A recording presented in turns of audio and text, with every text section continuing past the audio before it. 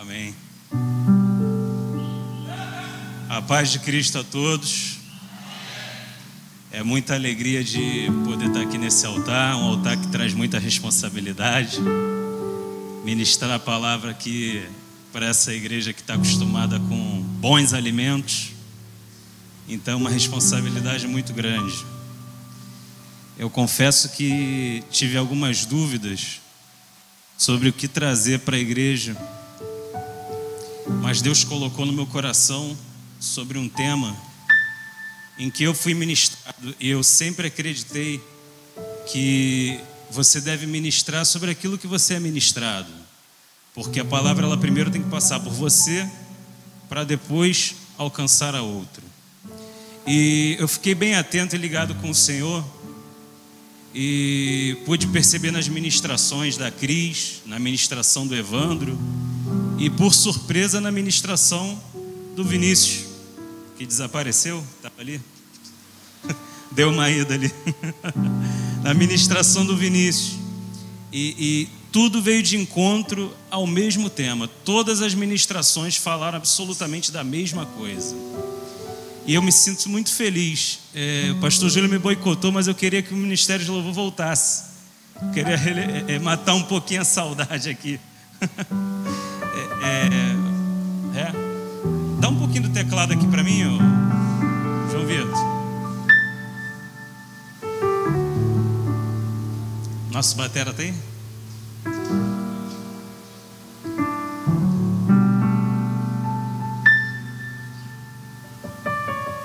Então eu gostaria de entoar um louvor para a gente matar um pouquinho da saudade. Queria que o Ministério de Louvor aí me ajudasse. Não tenho a voz do Ribeiro, não tem a voz do João também, mas a gente vai dar um jeito aí.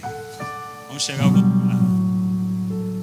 Há momentos que na vida pensamos em olhar atrás, e é preciso pedir ajuda para poder continuar. E clamamos o nome de Jesus, e clamamos o nome de Jesus, e clamamos o nome de Jesus. Ele nos ajuda a carregar a cruz. Há momentos que na vida pensamos em olhar atrás, e é preciso pedir ajuda para poder continuar. E clamamos o nome de Jesus, e clamamos o nome de Jesus, e clamamos o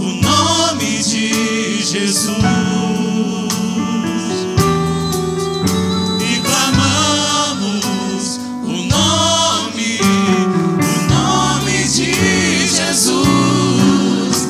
Ele nos ajuda a carregar a cruz, e clamamos o nome de Jesus.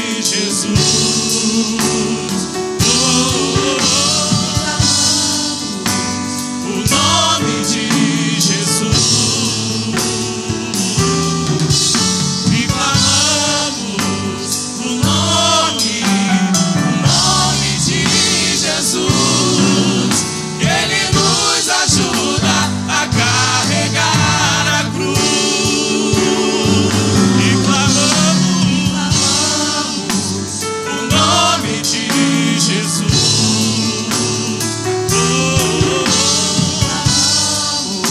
O nome de Jesus. E clamamos o nome de Jesus. Ele nos ajuda a carregar a cruz. Ele nos ajuda a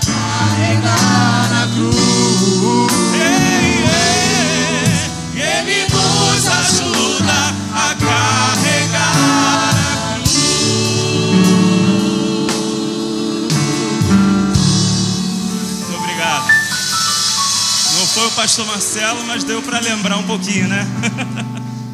Vamos lá.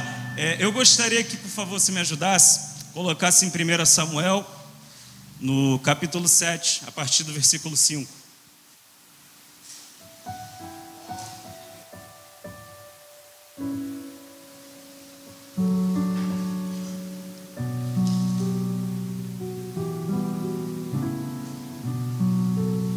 Gostaria que a igreja ajudasse na leitura. Vamos lá. 1, 2, 3.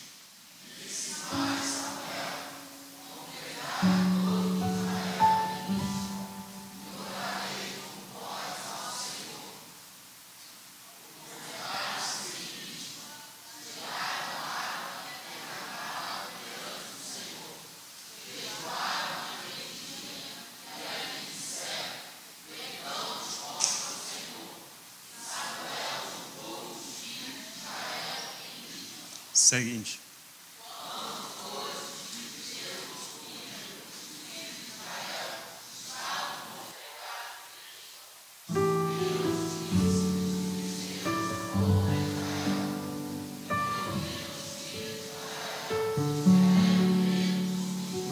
Segue.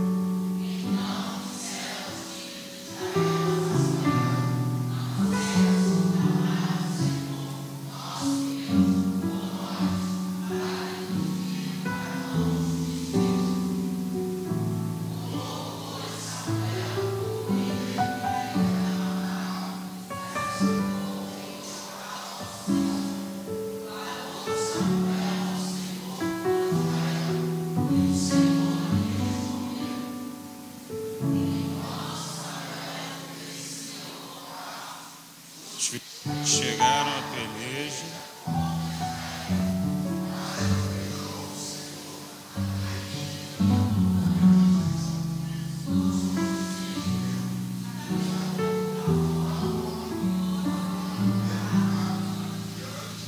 Segue.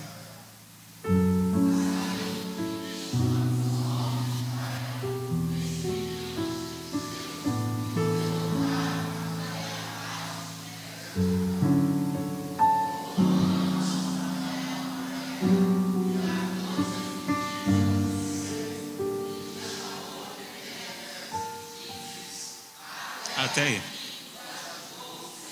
Isso, até aí.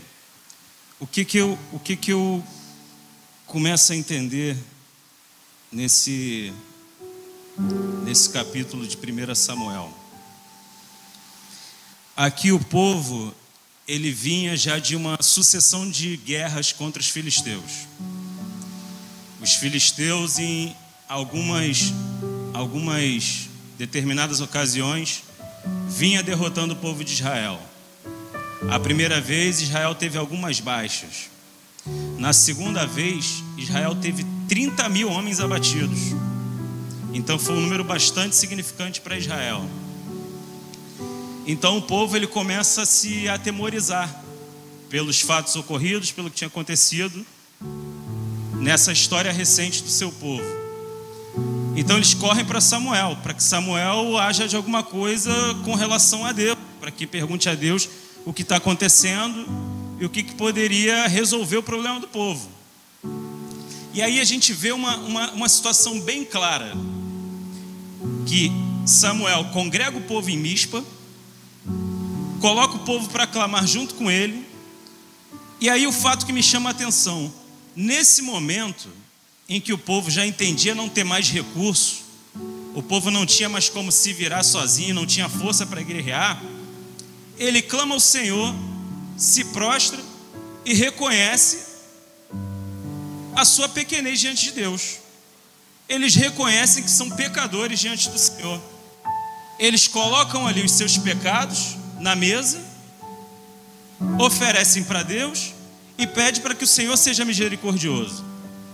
Outro detalhe, Samuel coloca o povo para jejuar. Então o povo começa a jejuar. E através do clamor, do jejum do povo e do sacrifício de Samuel, o povo obtém vitória. E de que forma que obteve essa vitória? Os filisteus subiam.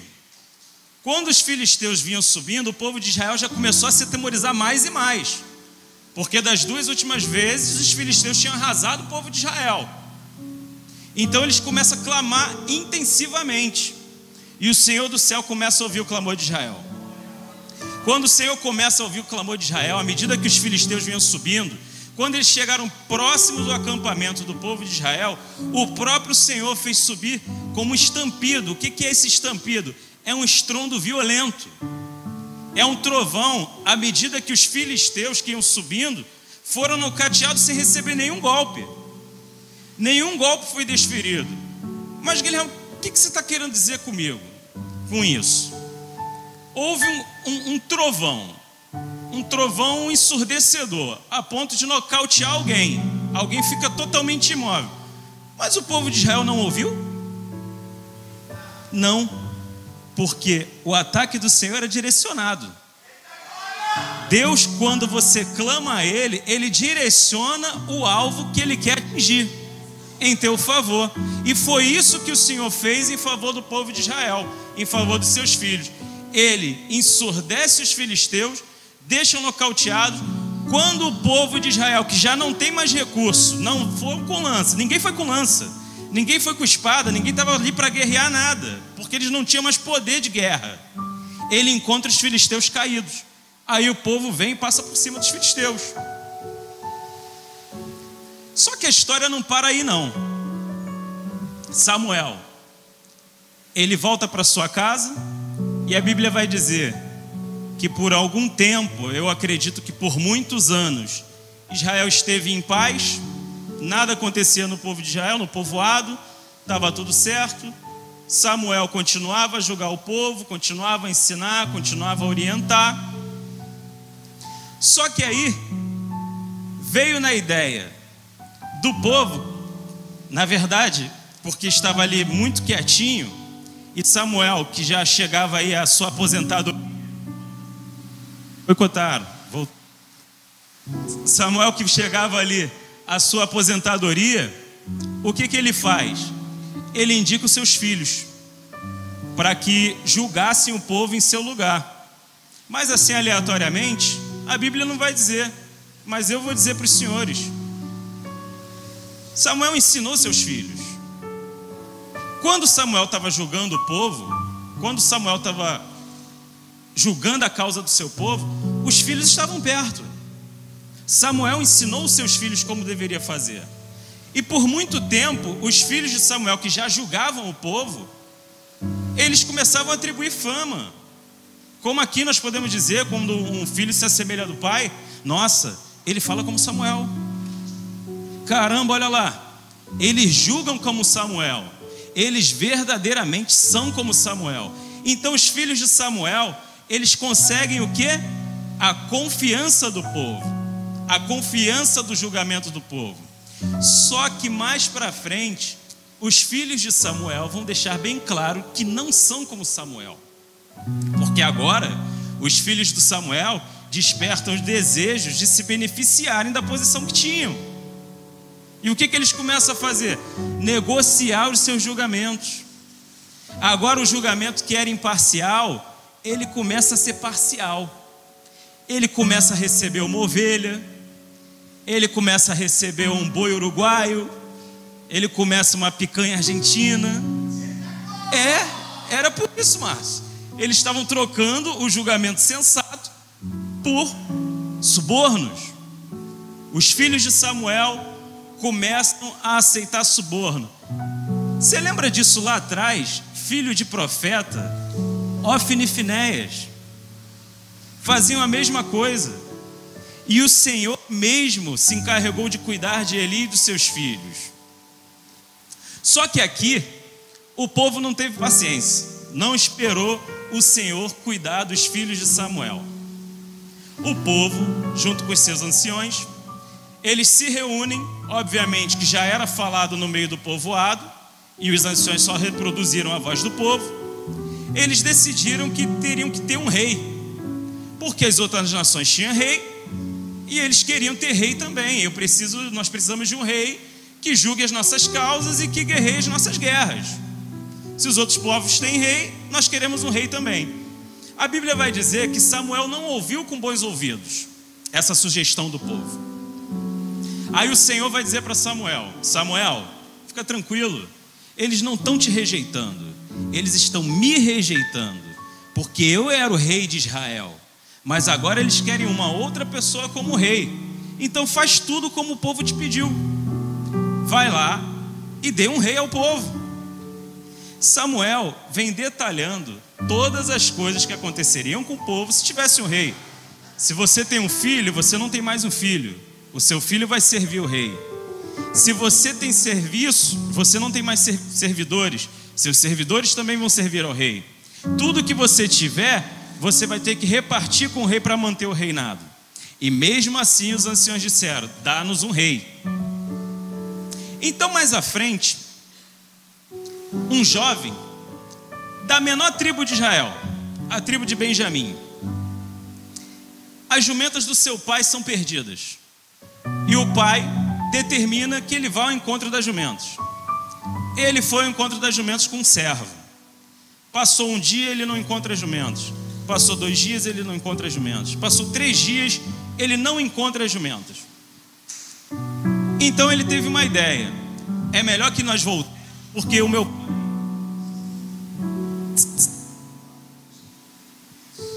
o meu pai já pode estar preocupado conosco, porque nós não voltamos até agora. E o servo tem uma ideia: mas antes de voltarmos, por que nós não vamos ter como profeta? Porque dizem por aqui que existe um profeta. Aí Saul diz: mas eu não tenho nada, o pão que a gente tem mal dá pra gente, o que a gente vai oferecer para o profeta? Aí o servo vira para Saul e diz: eu tenho algumas moedas, alguns ciclos de prata aqui, vamos ter com o profeta. Só que o Senhor já tinha falado com Samuel que chegaria alguém e que esse alguém seria o novo rei de Israel. Samuel já estava preparado para aquilo. Quando Saul chega para ter com Samuel, ele se espanta, porque Samuel é quem surpreende a Saul. Já era esperada a chegada de Saul. Samuel já tinha feito o banquete, já tinha separado a melhor parte do pernil, do frango, da coxa, do boi, e falou: Saul, pode sentar aí, hoje tu vai jantar comigo. Só que não era Samuel e Saul, na mesa já tinham 30 pessoas, já estava todo mundo esperando a chegada de Saul. Saul faz aquele banquete, come com Samuel, deve ter ficado empanzinado, caiu da cadeira, enfim. Depois disso, Samuel se afasta do povo, se afasta dos convidados e vai falar com Saul em particular. A Saul ele revela que as jumentas já tinham sido encontradas e que o Senhor o tinha visitado. E tudo aquilo que o Senhor falara para Samuel, ele falou para Saul, repassou. Saul voltou para sua casa, foi ter com seu pai. Com seu pai, ele disse tudo o que tinha acontecido, menos aquilo que o Senhor tinha revelado a Samuel. Então, passado-se o tempo, Saul foi apresentado ao clero, ou melhor, ele seria apresentado ao clero, porque a primeira vez que Saul foi ser apresentado, não se achava Saul. Saul estava escondido no meio das bagagens, estava com medo. E a Bíblia vai dizer, quando Saul é encontrado, que ele era diferente de todos os homens. Ele sobrava em estatura e sobrava em beleza. A parte da beleza devia ser como eu, a estatura não. Sobrava em beleza. Então o povo ele já se admirava, porque via naquele jovem alguém muito diferente. E Saul é testado. De imediato, eu estou pulando aqui para a gente poder ganhar tempo. De imediato, Saul já é enviado à guerra contra os amonitas. E Saul já volta vitorioso dessa batalha. Então ele já começa a ganhar moral com seu povo. Correto? Quando Saul ele volta dessa batalha, Samuel vai ter com Saul novamente. E ali Samuel vai dizer para Saul que o Senhor confirmaria o reino dele. Mais à frente, Saul foi enviado para uma outra missão. Que missão seria essa?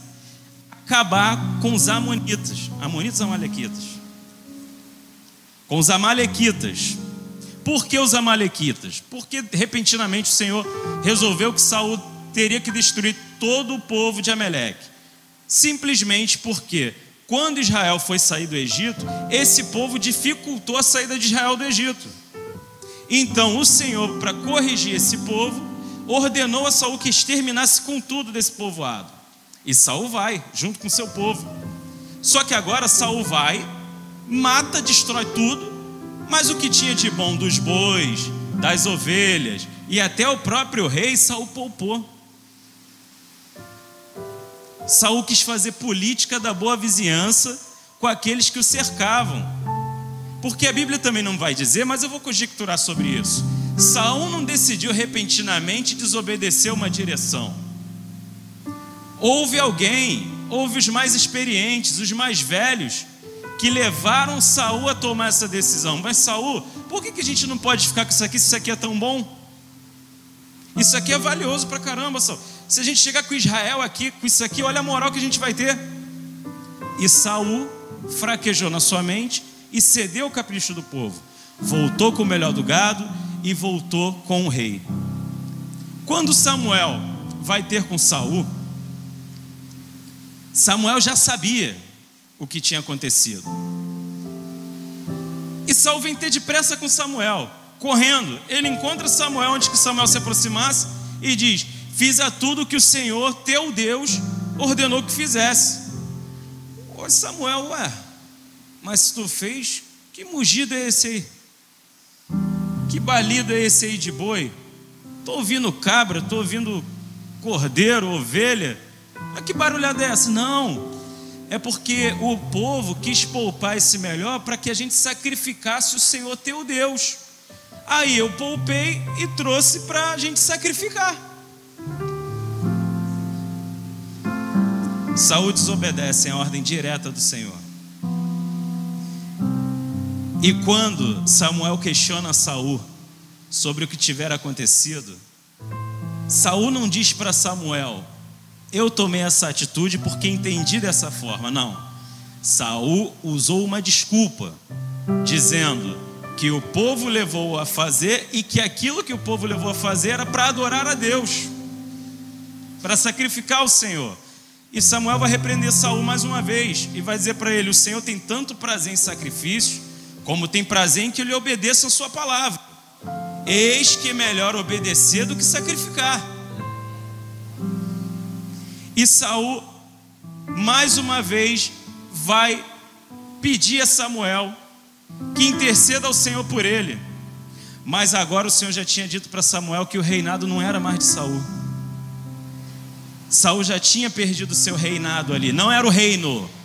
Saul tinha perdido o seu reinado, a sua hegemonia. Não o reino propriamente. Saul ainda era rei e não ia deixar de ser rei, mas a sua posteridade não teria mais direito ao reinado. Foi isso que Samuel falou para Saul. E o que eu entendi com isso?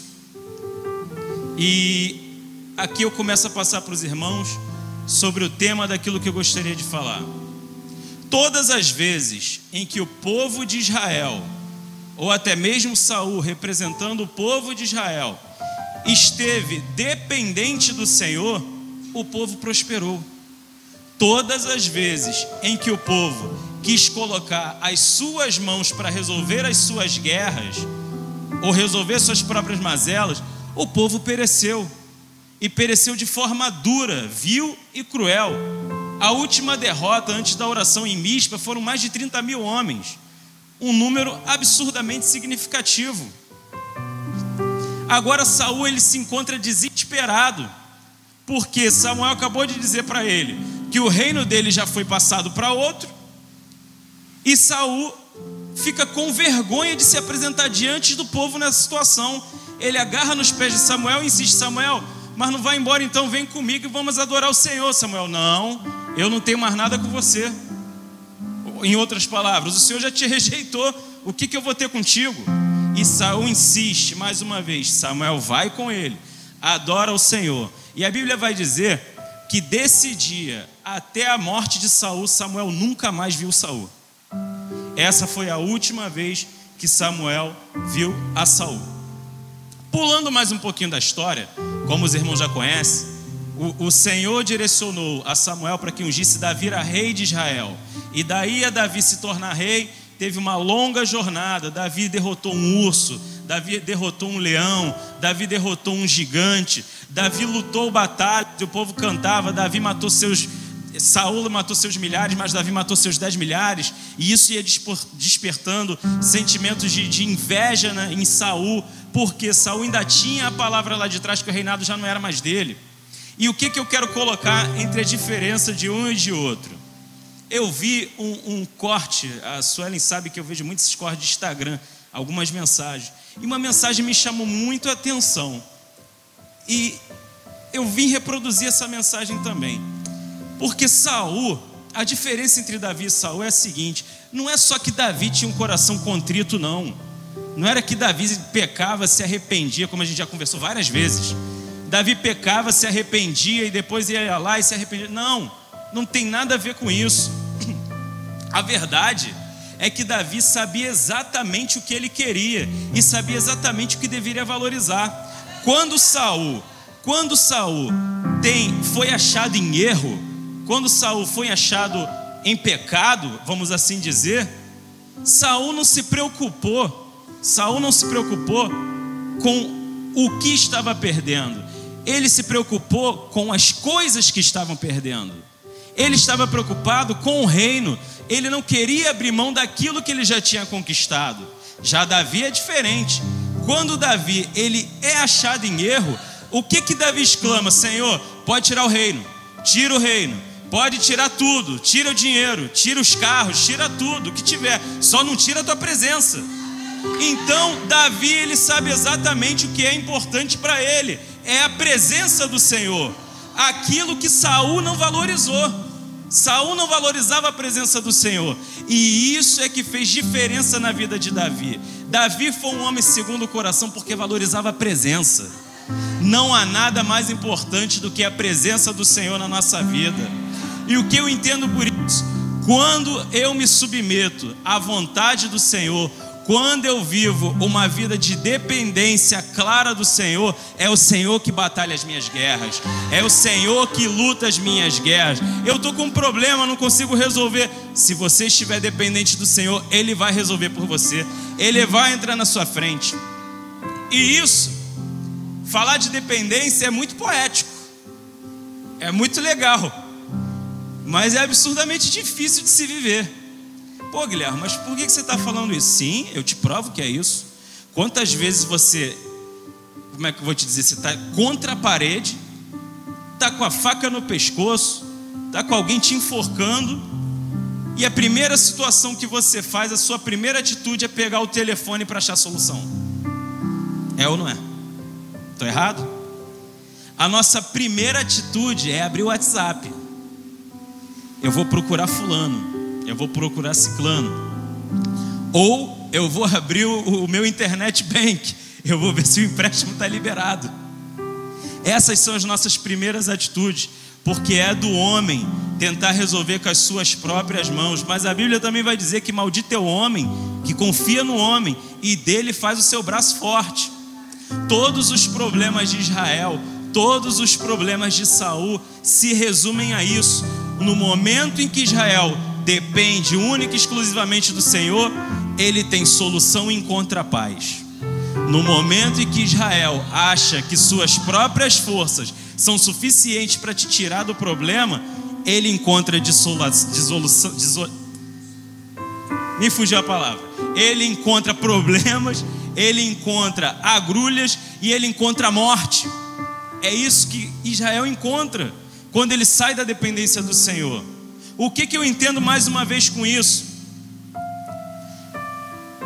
É que os seus recursos, os seus relacionamentos, a sua força, ela pode até te ajudar, ela vai te ajudar, só que a sua solução é momentânea. Aqueles que dependem do Senhor e têm no Senhor toda a sua força, têm solução permanente. O Senhor te dá solução permanente, você se dá solução momentânea. Você resolve o seu problema aqui, mas encontra com ele de frente ali.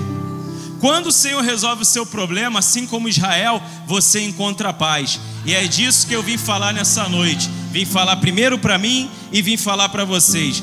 Encontrem solução nos braços do Senhor. Não existe o melhor caminho do que depender do Senhor. Faça esse exercício diário na sua casa. Exclame para Deus: Senhor, eu dependo de Ti. Ainda que não seja verdade, e é muito possível que não seja, mas faz esse exercício para você. Isso não é uma palavra para a sua semana, não. É uma palavra para a sua vida. A sua vida deve ser, a minha vida deve ser uma vida de dependência do Senhor. Esse é o caminho vitorioso, é o caminho de paz. Quer paz na sua família? Dependa do Senhor. Quer paz no seu trabalho? Dependa do Senhor. Quer prosperidade? Dependa do Senhor. Porque a verdade é que a Bíblia também não vai dizer ali, mas quando ela diz para mim que o Senhor derrota os filisteus, Samuel volta a julgar o povo e o povo tem paz. Já viu alguém ter paz devendo alguém? Eu nunca vi ninguém ter paz devendo alguém. Então eu acredito que o povo prosperou. Ou seja, a dependência do Senhor trouxe a prosperidade para aquele povo. Crescendo, essa é a palavra simples e objetiva que eu gostaria de compartilhar com vocês. Que assim foi ministrado, que o Senhor abençoe a todos e o Espírito Santo possa falar mais alto no seu coração. Deus abençoe.